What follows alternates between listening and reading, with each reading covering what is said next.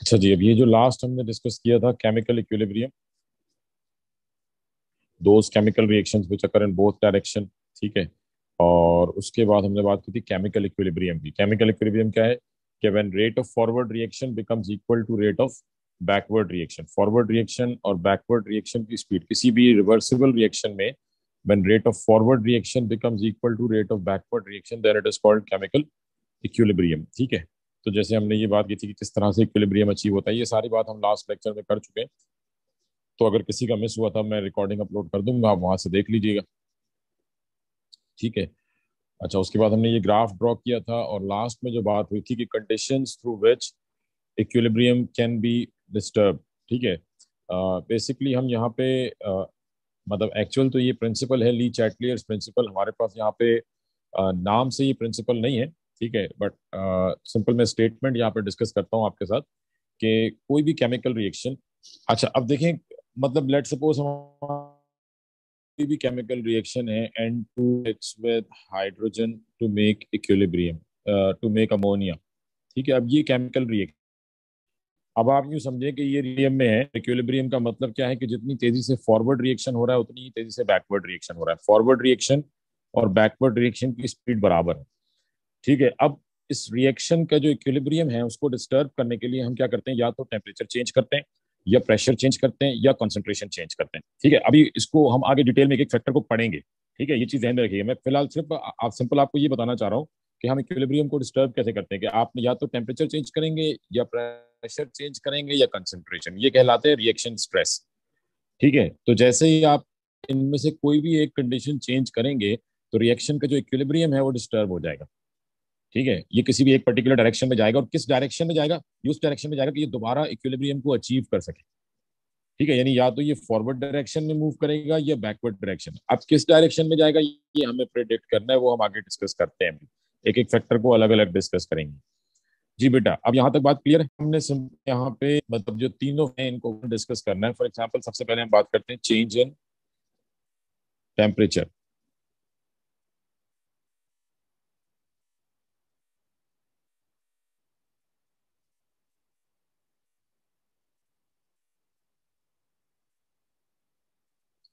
ठीक है जी, change in temperature, कि जब आप टेम्परेचर चेंज करेंगे तो उससे इक्विलिब्रियम पे क्या इफेक्ट आएगा, किस डायरेक्शन में मूव करेगा। तो अगेन मैं सेम यही रिएक्शन लेता हूँ, N2 + 3H2 gives 2NH3।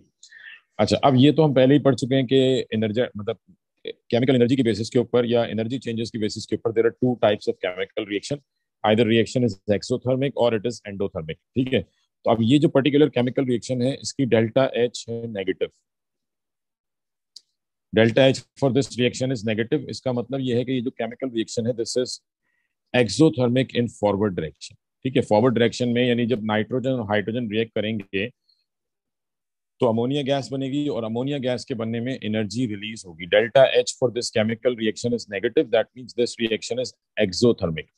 And if a chemical reaction is exothermic in forward direction then it will be endothermic in backward direction। अगर फॉरवर्ड डायरेक्शन में एनर्जी रिलीज हो रही है तो बैकवर्ड डायरेक्शन में उतनी ही एनर्जी एब्सॉर्ब होगी। यानी अगर मैं इस रिएक्शन को बैकवर्ड करूं, if ammonia decomposes into nitrogen and hydrogen, तो फॉर दिस पर्टिकुलर रिएक्शन हम कहेंगे कि delta H would be positive. यानी फॉरवर्ड रिएक्शन की डेल्टा एच नेगेटिव है, बैकवर्ड रिएक्शन की डेल्टा एच पॉजिटिव है। हम यहाँ वैल्यूज की बात नहीं कर रहे, बट अगर लेट सपोज फॉरवर्ड रिएक्शन की डेल्टा एच हो -100 तो बैकवर्ड रिएक्शन की डेल्टा एच क्या होगी, +100, मतलब equal amount of energy would be absorb. तो फॉरवर्ड रिएक्शन अगर एक्सोथर्मिक है तो बैकवर्ड रिएक्शन एंडोथर्मिक होगा। और ये डेल्टा एच गिवन होगी आपको, ठीक है। कोई एक डेल्टा एच दे दी जाएगी, दूसरी आप प्रेडिक्ट कर लेंगे। तो अगर फॉरवर्ड डेल्टा एच नेगेटिव है तो बैकवर्ड डेल्टा एच पॉजिटिव हो जाएगी। फॉरवर्ड डायरेक्शन में रिएक्शन एक्सोथर्मिक है तो बैकवर्ड डायरेक्शन में एंडोथर्मिक होगा। ये क्लियर है बेटा बात?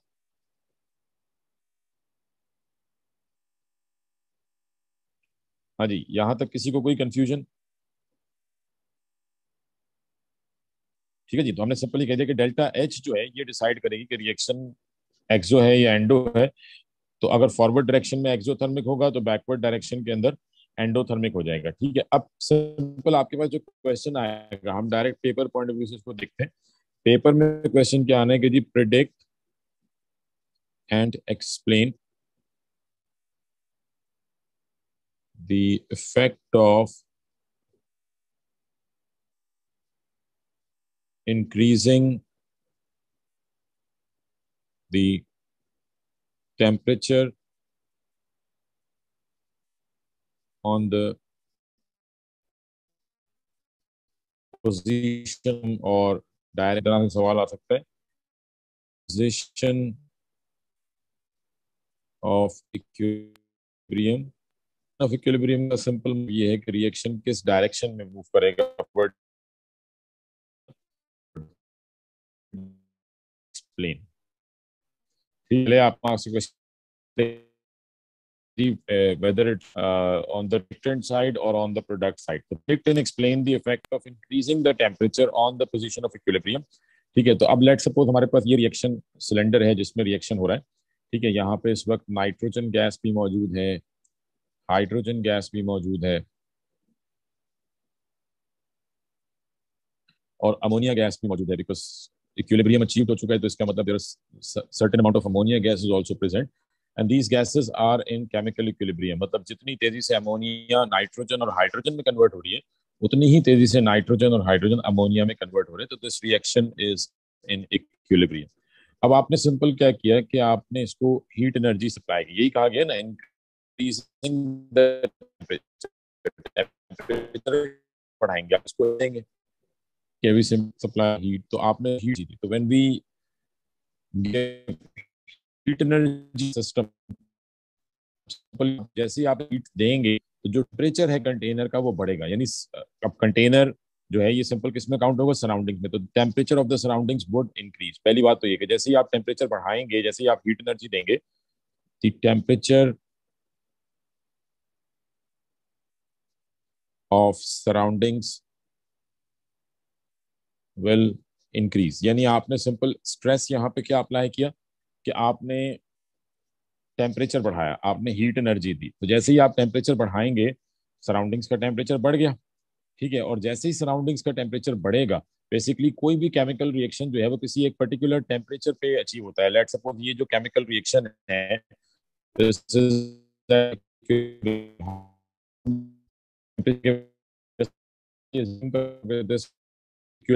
at 4 centigrade degree achieve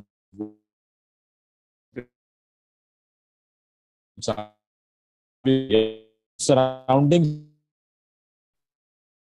ये आप ठीक है, ये स्ट्रेस हो गया. जब आपने हो गया तो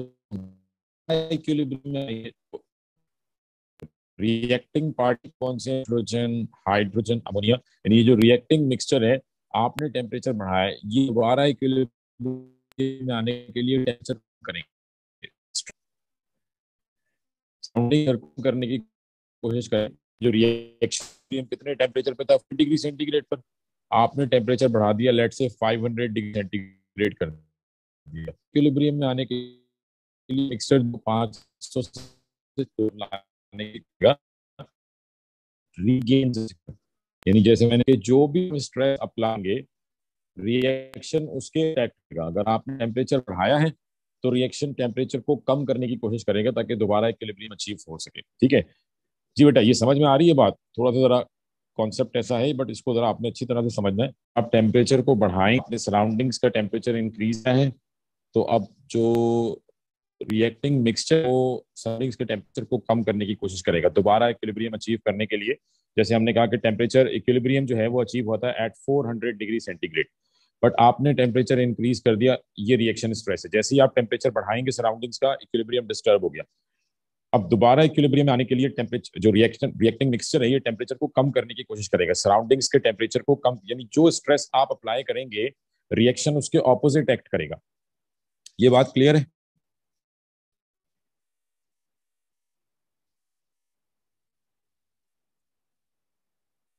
जी बेटा, ये समझ आ रही है आपको?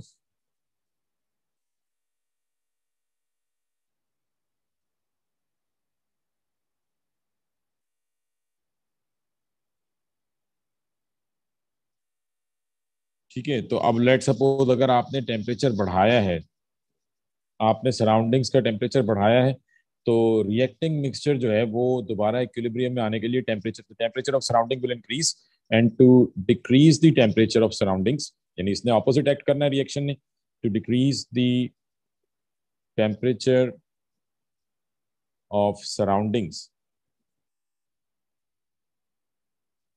जो सिस्टम है हमारा, यानी जो रिएक्शन मिक्सचर है, ये सराउंडिंग्स की एनर्जी को एब्जॉर्ब करेगा। जब सराउंडिंग्स की एनर्जी को एब्जॉर्ब करेगा तो ऑटोमेटिकली सराउंडिंग्स का टेम्परेचर कम होगा। और अगर सराउंडिंग्स की एनर्जी को एब्जॉर्ब करना है तो इसका मतलब रिएक्शन कौन सा होगा, एक्सोथर्मिक या एंडोथर्मिक? किस रिएक्शन में सराउंडिंग्स की एनर्जी एब्जॉर्ब होती है, एक्सोथर्मिक रिएक्शंस में या एंडोथर्मिक रिएक्शंस में?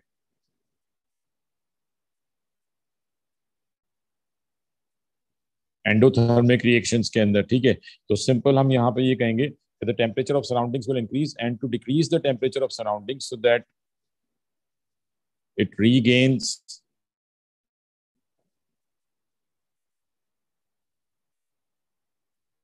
equilibrium, it absorbs एनर्जी, और करेगा एंड एंडोथर्मिक रिएक्शन। कौन सा रिएक्शन होगा, एंडोथर्मिक रिएक्शन विल आकर।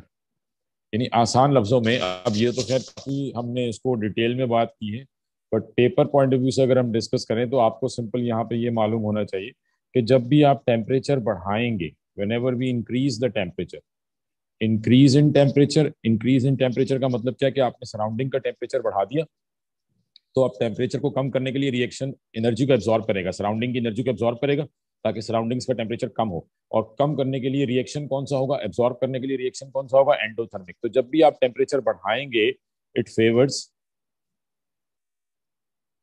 Endothermic reaction. कौन सा रिएक्शन फेवर करेगा, एंडोथर्मिक। यानी whenever we increase the temperature reaction will move in that direction where endothermic reaction is happening. आसान लफ्जों में सिंपल आपको ये समझना है कि जब भी आप टेम्परेचर बढ़ाएंगे तो एंडोथर्मिक रिएक्शन होगा। Similarly if we decrease the temperature, अगर टेम्परेचर कम करते हैं, किसका टेम्परेचर किया, कम किया, सराउंडिंग्स का, इक्विलिब्रियम डिस्टर्ब हो गया। स्ट्रेस क्या अप्लाई किया आपने, कि सराउंडिंग्स के टेम्परेचर को कम कर दिया। अब सराउंडिंग्स के टेम्परेचर को बढ़ाने के लिए रिएक्टिंग मिक्सचर एनर्जी रिलीज करेगा सो दैट सराउंडिंग्स का टेम्परेचर बढ़े। और एनर्जी रिलीज करेगा मतलब कौन सा रिएक्शन होगा, एक्सोथर्मिक। एक्सोथर्मिक में एनर्जी रिलीज होती है। तो whenever we decrease the temperature it favours thermic reaction. यानी जब भी आप टेम्परेचर बढ़ाएंगे, आसान लफ्जों में आप इसके ध्यान में रखें कि whenever we increase the temperature it favours endothermic reaction. जब भी, अब आपने ये डिसाइड करना है कि एंडोथर्मिक फॉरवर्ड है या बैकवर्ड है, वो डेल्टा एच से पता लगेगा। But whenever we increase the temperature endothermic reaction will occur and when we decrease the temperature then exothermic reaction will occur. हाँ जी, ये बात समझ में आई है बेटा?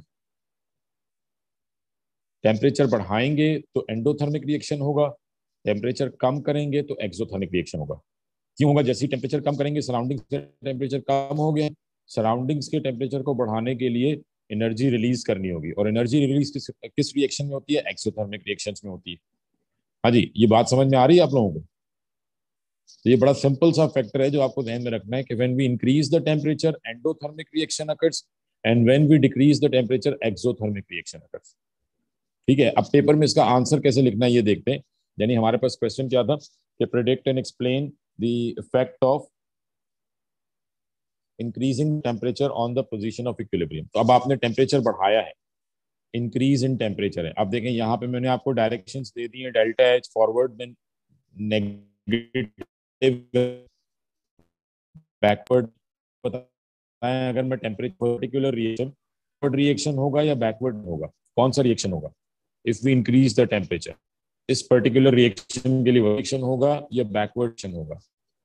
डेल्टा एच फॉर दिस, मतलब ये डेल्टा एच नेगेटिव है, इसका मतलब जो फॉरवर्ड रिएक्शन इज एक्सोथर्मिक। और अगर फॉरवर्ड रिएक्शन एक्सोथर्मिक है, ठीक है, डेल्टा एच बैकवर्ड रिएक्शन की क्या हो जाएगी, पॉजिटिव। फॉरवर्ड रिएक्शन की डेल्टा एच नेगेटिव है, बैकवर्ड रिएक्शन की डेल्टा एच पॉजिटिव है। अब अगर पेपर में क्वेश्चन आता है कि जी predict and explain what happens to the position of equilibrium if we increase the temperature, यानी अगर हम टेम्परेचर बढ़ाते हैं तो इसका इक्विलिब्रियम पे या डायरेक्शन ऑफ इक्विलिब्रियम पे क्या इंपैक्ट आएगा। तो सिंपली आप ये देखिए, टेम्परेचर बढ़ाया है, इंक्रीज इन टेम्परेचर है। अब आपको ये मालूम है कि increase in temperature favours endothermic reaction. तो आप सिंपल ये देखें कि फॉरवर्ड या बैकवर्ड कौन सा रिएक्शन एंडोथर्मिक है। हमने कहा जी फॉरवर्ड रिएक्शन एक्सो है क्योंकि डेल्टा एच नेगेटिव है, तो अगर फॉरवर्ड एक्सो है तो बैकवर्ड एंडोथर्मिक होगा। तो सिंपल आप प्रेडिक्शन क्या देंगे कि इक्विलिब्रियम विल शिफ्ट बैकवर्ड। ठीक है, यानी आप सिंपल ये बता रहे हैं कि अगर टेम्परेचर बढ़ाया जाए तो इक्विलिब्रियम बैकवर्ड जाएगा। इक्विलिब्रियम बैकवर्ड मतलब बैकवर्ड रिएक्शन होगा। इक्विलिब्रियम विल शिफ्ट बैकवर्ड, और अगर बैकवर्ड रिएक्शन होगा तो that means more nitrogen and hydrogen will produce. जब बैकवर्ड रिएक्शन होगा तो इसका मतलब ज्यादा नाइट्रोजन और हाइड्रोजन प्रोड्यूस होंगे।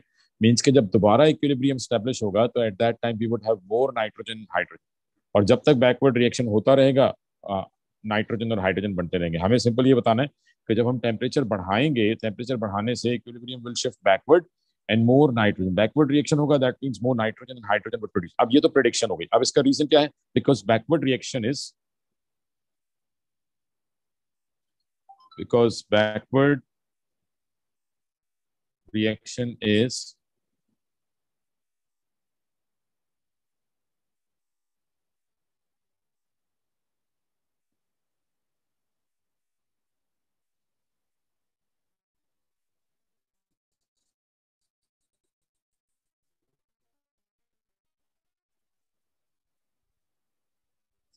backward reaction is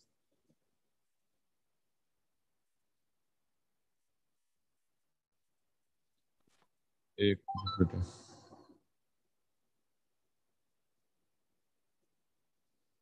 backward reaction is endothermic in nature. It favors high temperature. ठीक है जी, तो ये सिंपल आपका 2 मार्क्स का क्वेश्चन आंसर हो जाएगा कि इक्विलिब्रियम विल शिफ्ट बैकवर्ड। जब आप टेम्परेचर बढ़ाएंगे तो on increasing the temperature equilibrium will shift backward. Equilibrium backward जाएगा, और क्यों बैकवर्ड जाएगा उसकी बात में करते हैं। आपने सिंपल कह दिया कि जी इक्विलिब्रियम बैकवर्ड जाएगा। बैकवर्ड जाने का मतलब ये है कि मोर nitrogen and hydrogen will produce. ठीक है, और अब उसका रीजन आ जाता है, क्योंकि क्वेश्चन क्या था, प्रिडिक्ट एंड एक्सप्लेन। तो एक्सप्लेनेशन में सिंपल आपने ये लिखना है कि बैकवर्ड रिएक्शन इज, क्यों बैकवर्ड जा रहा है, because backward reaction is endothermic in nature which favours high temperature. जब भी आप टेम्परेचर बढ़ाएंगे, सराउंडिंग्स का टेम्परेचर बढ़ेगा, उस टेम्परेचर को, उस एनर्जी को एब्जॉर्ब करने के लिए एंडोथर्मिक रिएक्शन होगा। Endothermic reaction will absorb that energy so that equilibrium can be established again. ठीक है, तो ये आपका 2 मार्क्स का आंसर हो जाएगा। समझ आ रही है बेटा बात?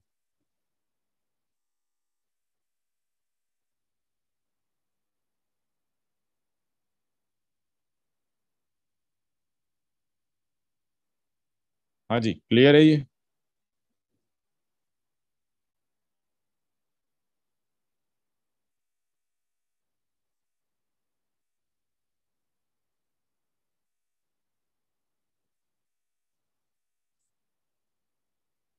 ठीक है, क्वेश्चन ये है, predict and explain the effect of increasing the temperature on the position of equilibrium।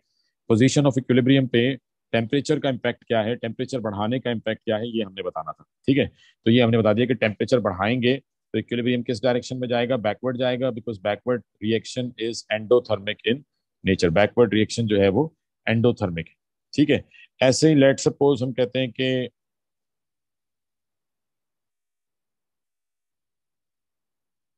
Let's say हमारे पास केमिकल रिएक्शन है 2HI gives H2 plus I2, and delta H for this reaction is positive. That means के forward reaction क्या है, endothermic है। And forward reaction is endothermic, तो backward reaction क्या हो जाएगा, एक्सो। तो इसका मतलब delta H is negative for backward reaction. अब अगर आपसे क्वेश्चन आए कि predict and explain the effect of increasing, ये चलिए इसको हम कर देते हैं तो decreasing the temperature on the position of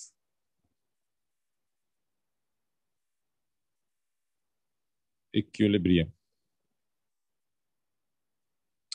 ठीक है जी। Predict and explain the effect of decreasing the temperature. इस दफा आप टेम्परेचर कम कर रहे हैं, किसका टेम्परेचर? सराउंडिंग्स का टेम्परेचर।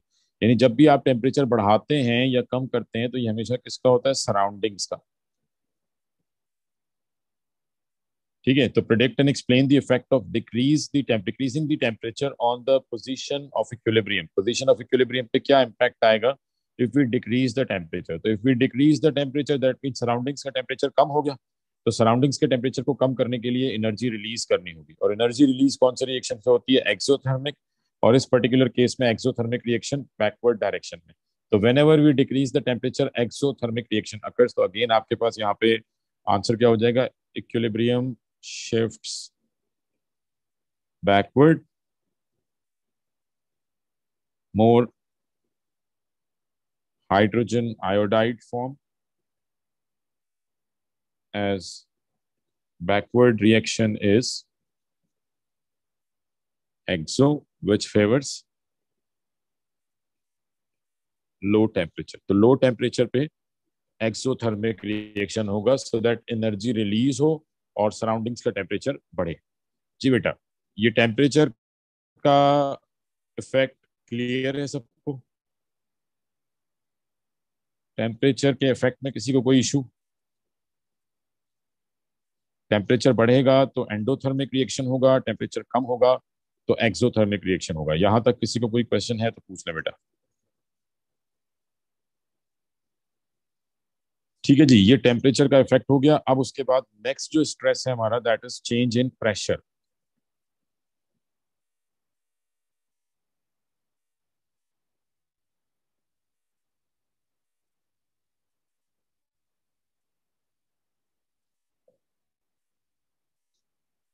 ठीक है जी, चेंज इन प्रेशर। तो प्रेशर जो है, सबसे पहली चीज तो आपको प्रेशर के बारे में ध्यान में रखनी है कि हम एक्सटर्नल प्रेशर की बात कर रहे हैं, यानी the pressure exerted over gas या system.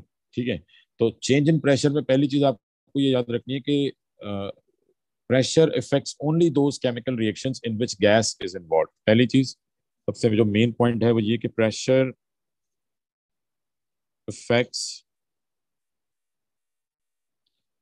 Only those chemical reactions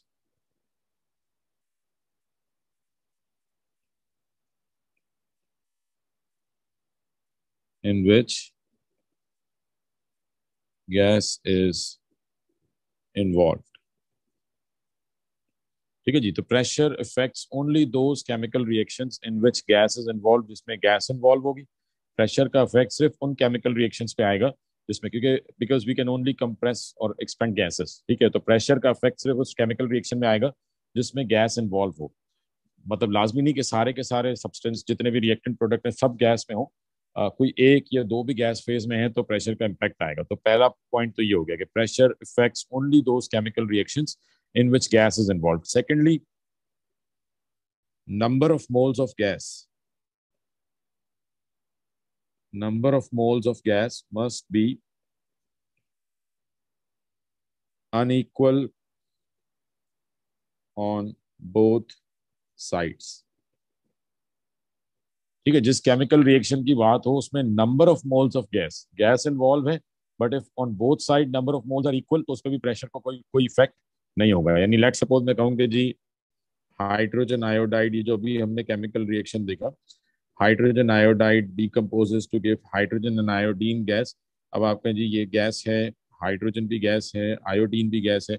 अब मैं आपसे पूछूं, बताएं इस रिएक्शन पे प्रेशर का कोई इफेक्ट होगा या नहीं होगा? तो आप देखेंगे जिसमें तीनों गैस के पार्टिकल्स हैं, ये भी गैस है, ये भी गैस है, ये भी गैस है, बट प्रॉब्लम इज के on reactant side we have 2 moles of gas. ठीक है, 2 मोल्स हैं, और प्रोडक्ट साइड पर भी अगर हम काउंट करें तो 1 मोल हाइड्रोजन, 1 मोल आयोडीन।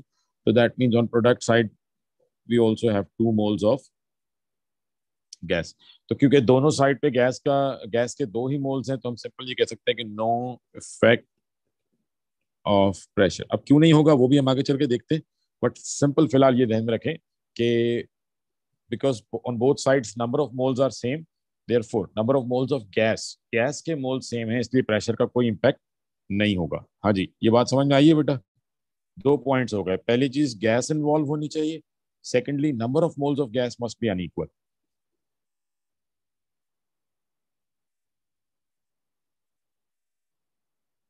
ठीक है, तो ये सिंपल हमने प्रेशर के लिए पहली दो बातें तो ये हो गई। अब लेट सपोज अगर आपसे क्वेश्चन अगेन सेम हम उसी तरीके से बात करते हैं कि प्रेशर इंक्रीज, अगर प्रेशर बढ़ाएंगे या प्रेशर कम करेंगे तो उसका इक्विलिब्रियम पे क्या इम्पैक्ट आएगा। तो क्वेश्चन आपके पास आ जाए, अगेन हम नाइट्रोजन वाली एग्जांपल ले लेते हैं।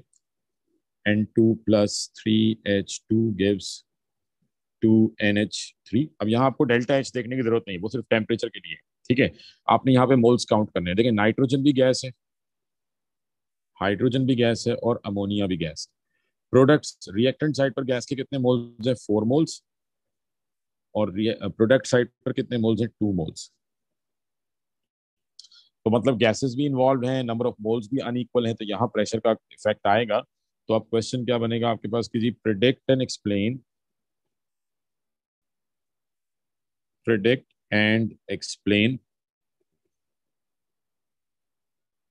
the effect of increasing the pressure on the position of equilibrium। ठीक है, predict and explain the effect of increase in the pressure on the position of equilibrium. If we increase the pressure तो उससे equilibrium पे क्या effect आएगा। तो इसके लिए हम सिंपल एक डायग्राम देखते हैं कि लेट सपोज हमारे पास ये रिएक्शन सिलेंडर है जिसमें रिएक्शन हो रहा है। ठीक है, और ये आपका पिस्टन है। ठीक है, और इसमें हमारे पास गैस के पार्टिकल्स मौजूद हैं। Let suppose these are gas particles. ये रिएक्टेंट के पार्टिकल्स हैं और ये प्रोडक्ट के पार्टिकल्स हैं। और ये जो रिएक्शन मिक्सचर है ये इस वक्त इक्विलिब्रियम में है। And this is the volume occupied. ठीक है, ये आपके पास वॉल्यूम है, दिस इज टोटल वॉल्यूम। अब आप प्रेशर बढ़ाते हैं, प्रेशर बढ़ाते हैं मतलब ये जो पिस्टन है ये नीचे की तरफ जाएगा। तो as we increase the pressure, ठीक है, हमें ये मालूम है कि volume is inversely proportional to pressure. जैसे जैसे आप प्रेशर बढ़ाएंगे, जब आप प्रेशर बढ़ाएंगे तो ये पिस्टन कहाँ जाएगा? पिस्टन नीचे की तरफ जाएगा। और पिस्टन नीचे की तरफ जाएगा तो वॉल्यूम ऑक्यूपाइड कम होना शुरू हो जाएगा। यानी लेट सपोज अगर मैं कहूँ कि मैंने सिलेंडर के ऊपर प्रेशर बढ़ाया है, suppose if we increase the pressure,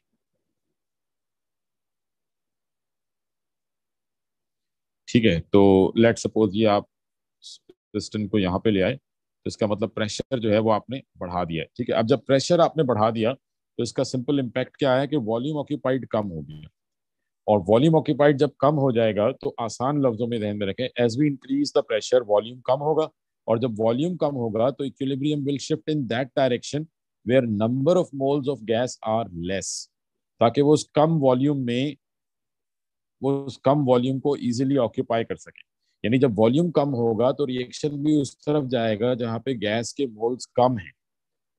ठीक है जी, वॉल्यूम कम हो गया है तो reaction will move in that direction जहां पे गैस के मोल्स कम होंगे।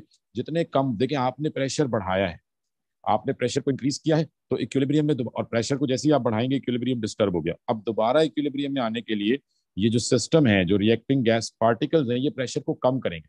कैसे कम करेंगे? By lowering their collisions. क्योंकि गैस कैसे प्रेशर एक्सर्ट करती है ये हमने केएमटी में पढ़ा था, काइनेटिक मॉलिक्यूलर थ्योरी में। By hitting the walls of container, gas जो है ये पार्टिकल्स, गैस के जो पार्टिकल्स हैं ये वॉल से टकराते हैं एंड दे एक्सर्ट प्रेशर। ठीक है, जितने ज्यादा पार्टिकल्स होंगे उतनी ज्यादा कोलिजन्स होंगी, जितनी ज्यादा कोलिजन्स होंगी उतना ज्यादा प्रेशर होगा। तो जब आप प्रेशर बढ़ाएंगे तो गैस के पार्टिकल्स प्रेशर को कम करेंगे। कैसे? By moving in that direction where number of moles of gas are less, ताकि जितने कम पार्टिकल्स होंगे गैस के, कोलिजन्स भी उतनी कम होंगी, प्रेशर डिक्रीज होगा। बट ये सारी डिटेल इतनी जरूरी नहीं है। आसान लफ्जों में आप सिंपल ये कह सकते हैं कि when we increase the pressure, ओ लेवल्स के हिसाब से, when we increase the pressure equilibrium shift in that direction where number of moles, आपने सिंपल गैस के मोल्स देखने, number of moles of gas are less, जहां पे गैस के मोल्स कम होंगे। जब भी आप प्रेशर बढ़ाएंगे इक्विलिब्रियम कहाँ जाएगा? जहां पे गैस के मोल्स कम हो, ताकि वो कम वॉल्यूम, क्योंकि जैसे ही आपने प्रेशर बढ़ाया वॉल्यूम कम हो गया, वॉल्यूम कम हो गया तो equilibrium will shift in that direction where number of moles of gas are less, ताकि वो उस कम वॉल्यूम में इजीली एडजस्ट हो सके। ऐसे ही when we decrease the pressure, decrease in pressure, जब आप प्रेशर कम करेंगे तो इससे वॉल्यूम पे क्या इम्पैक्ट आएगा? Decrease in pressure, that means increase in volume, volume बढ़ जाएगा। और वॉल्यूम बढ़ेगा या प्रेशर कम होगा तो equilibrium will shift in that direction where number of moles of gas are more, ज्यादा मोल्स हो, ज्यादा मोल्स की तरफ जाएगा ताकि वो ज्यादा वॉल्यूम को ऑक्यूपाई कर सके। तो when we decrease the pressure, equilibrium shifts where number of moles of gas are more, जहां पे गैस के मोल्स ज्यादा होंगे। ठीक है, पेपर पॉइंट ऑफ व्यू से सिर्फ आपको इतना समझना है, आपको ये बताना है कि इक्विलिब्रियम किस तरफ जाएगा और क्यों जाएगा, क्योंकि इस तरफ गैस के मोल्स कम हैं या ज्यादा हैं। तो आसान लफ्जों में, whenever we increase the pressure, जब हम प्रेशर बढ़ाएंगे, equilibrium will shift where number of moles of gas are less, कम होंगे। प्रेशर बढ़ाने से इक्विलिब्रियम वहां जाएगा जहां पे गैस के मोल्स कम होंगे, and decrease in pressure, equilibrium shift where number of moles of gas are more, जहां पे ज्यादा होंगे। समझ आ रही है बेटा ये बात?